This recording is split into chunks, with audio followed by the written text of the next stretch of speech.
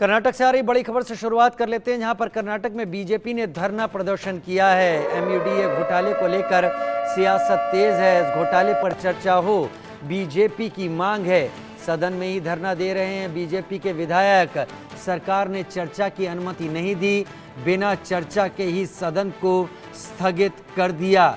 BJP के विधायक कर्नाटक विधानसभा में चर्चा की मांग करते हुए धरने पर हैं और इसको लेकर वो रजाई और कंबल लेकर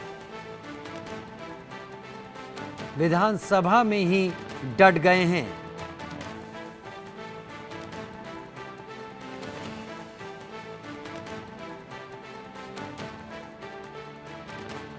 कर्नाटक विधानसभा में ये सभी बीजेपी के सांसद, बीजेपी के विधायक यहां पर जुड़ गए हैं और मुद्दा घोटाले से जो चर्चा करना चाहते हैं, इसमें आरोप है कि मुख्यमंत्री सिद्धारमैया की पत्नी का भी नाम आ रहा है और इसके चलते बीजेपी इसमें हमलावर है। बीजेपी की तरफ से आरोप है। बीजेपी ने विधानसभा अध्यक्ष पर राज्य सदन की कार्रवाई में सत्तारूढ़ कांग्रेस को के पक्ष में पक्षपात करने का आरोप लगाया है।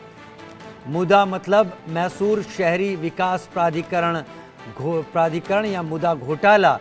ये भूमि, जो लोग जिनकी भूमि थी उससे धोखाधड़ी से भूखंड आवंटित करने से जुड़ा हुआ ये घोटाला बताया जा रहा है।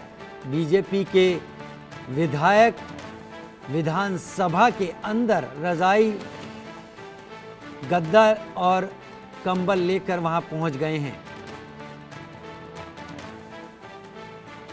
दरअसल ये घोटाला तब सामने आया जब कर्नाटक में ही एक केसारे गांव है, यहां पर करीब 3 एकड़ से ज़्यादा ज़मीन के एक मूल मालिक ने मैसूर के डिप्टी कमिश्नर यानी डीसी से अपनी ज़मीन वापस लेने की गुहार लगाई।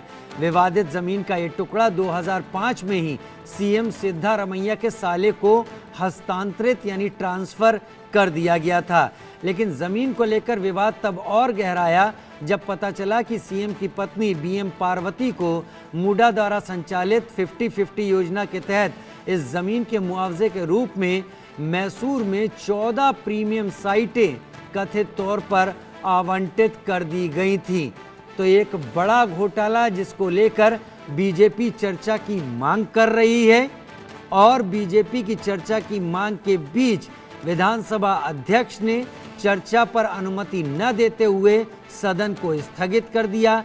बीजेपी के विधायक विधानसभा परिसर में ही गद्दा और बाकी जरूरी चीजें लेकर रात गुजारते दिखे। धरने पर इस वक्त हैं।